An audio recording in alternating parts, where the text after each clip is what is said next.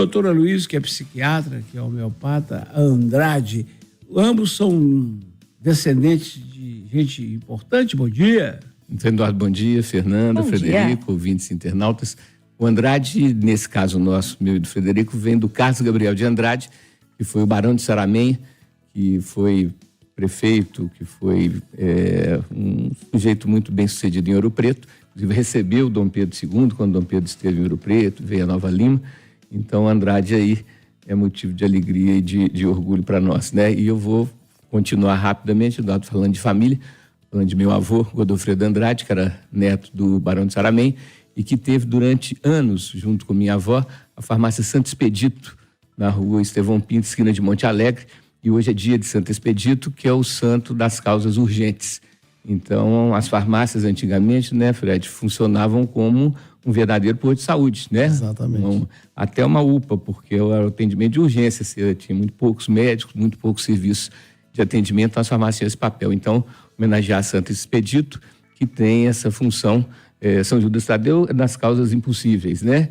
E Santo Expedito das causas urgentes, e como a gente vive entre urgências e emergências, né, Fred? Acaba que o ser humano, estava falando com a Fernanda, né, que a gente tem um básico que é obrigações e curtições. E as evoluções a gente deixa só para a hora que a gente está passando aperto. Mas quando a gente está passando aperto, a gente não quer evoluir, a gente quer sair do aperto, né? Então nós temos que buscar a evolução, não ficar só, tá, gente, nessa dupla de obrigações e curtições, que são fundamentais, tanto umas quanto as outras, mas as evoluções, tentar melhorar, tentar ter mais ferramenta para administrar esse desafio que é estar vivo. Então, fazer um plano diretor para depois derrubar o plano diretor, então para que existe? Não dá para entender. E aí, Aloysio Andrade? O plano diretor é um planejamento, Eduardo, que não pode ser feito só para o dia de hoje, para o mês que vem. Tem que ser pensando no futuro, né? E essa questão da praia, né? Em geral, o pôr do sol é justamente no mar, né? Você tem essa mudança de posição. E aí, Guarapari, por exemplo, que era um lugar que só tinha casas, né? Que hoje só tem prédio. A partir das 3 da tarde não tem mais sol na praia, é só sombra, né? Então, eu concordo inteiramente com o Frederico, porque você faz um plano diretor que já vem atrasado, né, Fred? Que acaba que ele não é preventivo, ele tenta ser no máximo curativo, né? E aí depois vem outro e atropela e passa um trator de cera. Isso quer dizer o quê, gente? Que sem planejamento nada funciona bem. Nós estamos vendo essa situação lá do entorno do Belvedere, das 6 pistas, a descida para Nova Lima, o Vale dos Cristais. Agora vão ter que fazer, né, altos viadutos, né, Eduardo, para poder passar por cima. Por quê? Faz uns prédios acima de 30 andares, o volume de pessoas, o volume de esgoto, o volume de demanda por água é enorme. Pensa-se, então, basicamente no lucro, basicamente no curtíssimo prazo, e depois, né, Fernanda, fica irreversível. E aí as gerações futuras é que vão segurar a barra, e aí, como diz o outro, a água já está despejada do pote. Aloysio Andrade, o que vem à sua cabeça quando eu falo índio? Olha, primeira coisa, eu lembro da música do Jorge Benjor, todo dia era dia de índio, né? Depois, se tiver a mãe para pôr um sonzinho, vai ser importante. Mas essa música não é da Baby Consuelo, não? Eu acho que a letra é do Jorge Benjor. É do Benjor? Não, é a Fernanda, que é a nossa informante oficial. A Baby gravou, como que é o nome da música, doutor? Todo dia era dia de índio. Era dia de índio. Eu lembro da Baby. Mas então, né, Eduardo, como vira e Baby mexe... do Brasil. Então, chique demais. Como vira e mexe, eu dou uma erradinha aqui para não dizer que nós somos perfeitos. Já errei o dia da consciência negra, errei outro dia, o dia do meio ambiente. Ninguém perde gol se não tiver dentro da pequena área. Então, mas quando você fala em... É essa? Exatamente. Prossiga, doutor Luiz, que eu te interrompi demais. Mas quando se fala em índio, eu lembro, né, de alguns indígenas, de alguns índios que conheci com proximidade. Ailton Krenak é um deles, né? Ailton hoje está de dimensão internacional, né? Sempre foi um batalhador, mas agora a batalha dele, a causa que é dessa defesa dos povos indígenas. Inclusive, hoje no jornal cita-se uma fala dele, onde Ailton Krenak diz que quando não tiver mais lugar para os índios no planeta, não tem lugar para mais ninguém, né? São os povos originários, de onde veio. E me lembro uma vez que estava lá na Serra do Cipó, num evento indígena organizado pelo Ailton, e que ele estava fazendo um raciocínio assim, numa roda pequena. Falei assim: Aloysio, o que o índio quer é ser índio. Ele não quer ser aculturado, ele não quer virar homem branco, ele não quer ter avião, ele quer ser índio. E quando ele falou isso, eu entendi, Frederico, que é a questão dessa coisa do contato natural com a natureza, né? E quando você tem um contato natural com a natureza, você respeita, você preserva e você usufrui da natureza sem precisar de destruí-la, né? Então, quando eu penso em índio, eu penso numa atitude indígena diante da natureza, diante da vida, que é uma atitude orgânica, Eduardo, uma atitude muito interessante, porque ela é muito amistosa, ela é muito companheira, né? Então, a convivência com alguns indígenas, e Ailton foi um deles, mas tive a oportunidade de conviver com pessoas da tribo Guarani, né? Dos Caiapó, dos Pataxós, né? E estava vendo uma estatística, Eduardo, que apesar de Minas ser o terceiro estado com menos indígenas, que houve um aumento de crescimento de 18% da população indígena no estado de Minas Gerais de 2010 até hoje. Então, quer dizer, houve um crescimento e isso daí nos interessa muito, apesar de notícias tristes, né, como esse recente que me pareceu um assassinato do líder indígena em Brumadinho, né? Ainda está em investigação, mas o sujeito estava inteiro, não ia se suicidar à toa. Mas então, comemoro como sendo assim, um exemplo para nós. Você vê o número de anos que os indígenas habitaram, que os povos indígenas habitaram o Brasil, com praticamente destruição nenhuma, Eduardo. E nós, com pouco tempo, já estamos... O doutor Luiz falou do Ailton, né? Que agora ganhou um espaço, né, mais do que memorável na Academia Brasileira de Letras, enfim. Então, eu acho muito válido isso. Agora, o programa de índio, Eduardo, o que quer dizer programa de índio? É um trem bobo, você gosta de uma coisa besta, né? Assim, é uma crítica, mas que, na verdade, tem uma origem verdadeira, que é uma coisa simples, alegra um índio. Então, o programa de índio seria... mas você vai curtir isso daí? Isso é programa de índio, eu tenho bobinho, né? Mas é isso mesmo, gente. Tem que curtir o que a gente tem de coisa que parece boba, na verdade, são as coisas orgânicas, as coisas respeitosas para com o próximo e para com a natureza, obviamente. Sabe com quem que... Olha o nível de responsabilidade do meu pai comigo. Você sabe quem que ele deixava tomando conta de mim, o preto? Lucinha Bessa.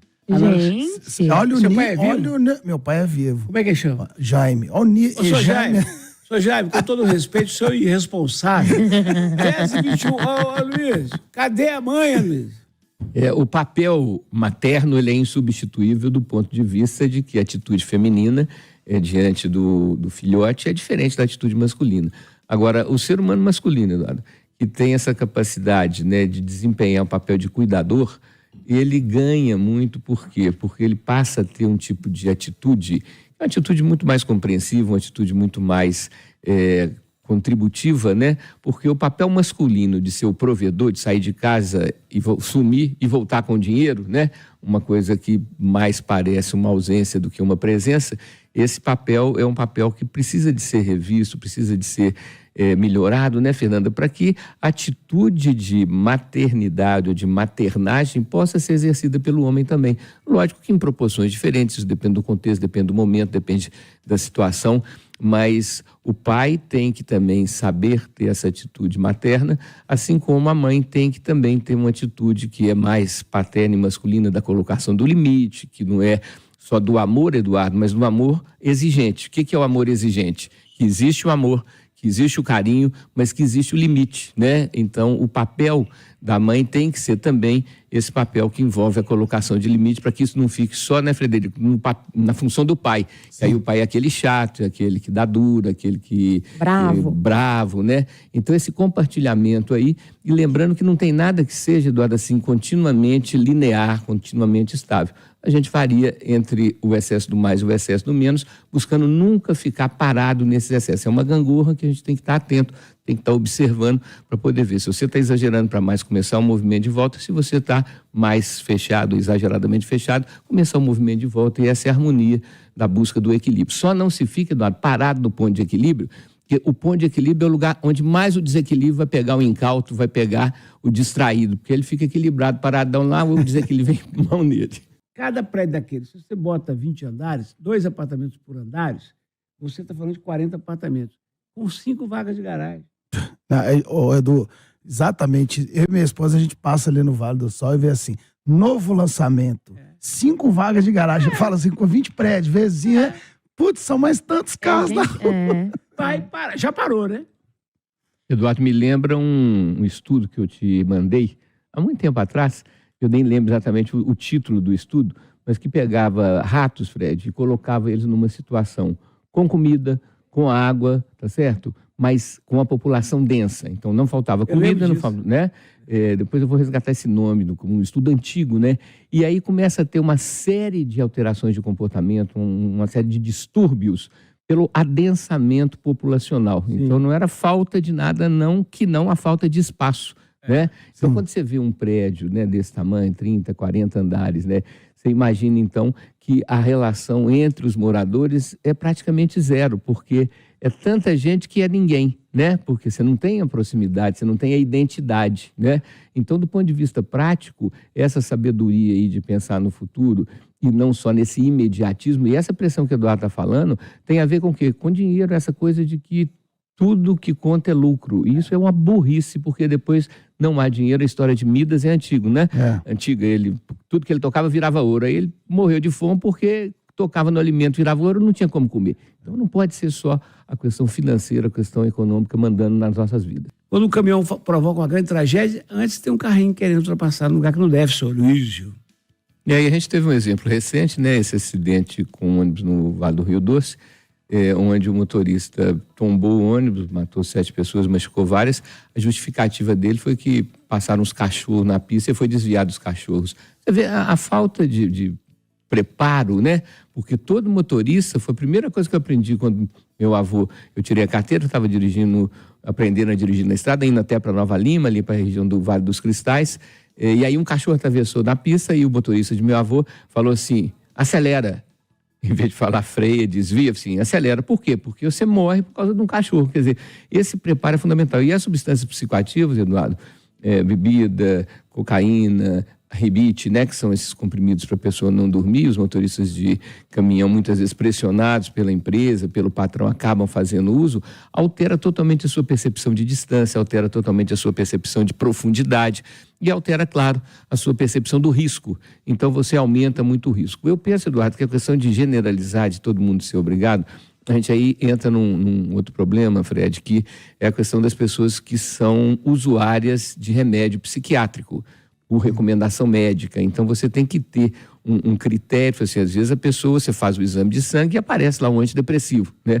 Mas aí você tem que medir a quantidade, aí que começa a ficar difícil, porque a presença é sim ou não. Agora a quantidade faz maior diferença, porque se você tiver X ml de álcool no sangue ou Y ml é muito diferente. Então a dificuldade é justamente fazer uma coisa precisa para ter a clareza de quanto da substância que está ali, mas que seguramente os estudos mostram que as pessoas que se envolvem em acidentes graves, essa estatística é uma estatística importante, onde há feridos ou mortos, em torno de 80%, Eduardo, 1 ou 2 dos motoristas estava com presença de substância psicoativa no sangue. Conta. É um perigo falar mal dos outros nessa cidade. Então vou elogiar o Carlos Carneiro Costa, que foi o fundador da Líder, né? E a Sheila Nacur, esposa dele, porque foi um grande projeto, né? A Líder foi uma consultora realmente Trabalhei exemplar. Um bom tempo lá. Então ele sofria bullying na escola e isso acabou levando à morte. Você vê, Eduardo, a importância do diagnóstico, né? Os pronto-atendimentos, né? Os médicos sobrecarregados, aquelas filas enormes, né? Infelizmente é fato que o médico do pronto-atendimento, a frase que ele mais gosta de usar assim, próximo, né? Frase não palavra, né? Porque é para ir adiantando a fila, para não juntar muita gente. E isso faz com que haja precariedade no diagnóstico e muitas vezes uma coisa que é séria é vista como sendo uma coisa corriqueira, uma coisa boba, que dá uma Novaldina, dá um remedinho ali para disfarçar e muitas vezes acaba que essa conduta aí leva a pessoa a ter riscos de vida que poderiam ter sido evitados, né? Portanto, o atendimento tem que ser acompanhado por exames que comprovem o que está por debaixo daquele sintoma, daquela queixa. Além de saber que podia acontecer, a Vale permitiu que seus trabalhadores continuassem almoçando num restaurante debaixo da barragem, Córrego de Feijão. O tamanho da negligência é que é absurdo, né, Eduardo? Você imaginar que uma situação dessa, aí você vai dizer assim, obviamente tantas vidas foram ceifadas. Além disso, olha o desastre ambiental que aconteceu, que é de proporções inimagináveis. Pegou até abrolhos, nem imaginei isso. A gente não sabe o que aconteceu, o que vai acontecer com várias gerações aí, sem contar as pessoas que morreram. Agora, você imagina, recebi um e-mail, tá lá, está dito, é negligenciar demais da conta, não é possível. Agora, né? o escritório, o refeitório serem feitos abaixo, isso é de um pouco bom senso, de uma falta de bom senso absoluta, né? E a gente acaba, Fred, que a gente vai meio que sendo cúmplice disso tudo, porque você vê inadequação, mas você se sente incapaz, você é uma gota d'água no oceano, não vai mudar isso, né? Então, existe dentro do raciocínio do tudo por dinheiro, assim, enquanto houver lucro, tudo pode, né? Essas empresas, elas só questionam quando o lucro começa a cair, né? E nesse processo aí, tanto do Córrego do Feijão em Brumadinho quanto de Mariana, nós tivemos uma ponta de iceberg, porque o volume de risco, e por isso que eu acredito mesmo que Deus exista, porque o volume de inadequações da condição dessas barragens de rejeito, que agora a males que vem para bem, quer dizer, houve uma tragédia, quase 300 pessoas morreram só em Brumadinho, mais as de Mariana, mas do ponto de vista prático, as empresas estão trabalhando. Eu tenho uma sobrinha que é especialista em barragens que não são barragens convencionais, que são barragens secas. Então não tem esse risco de sair, né, o minério andando, porque quem faz o minério andar é a água, né?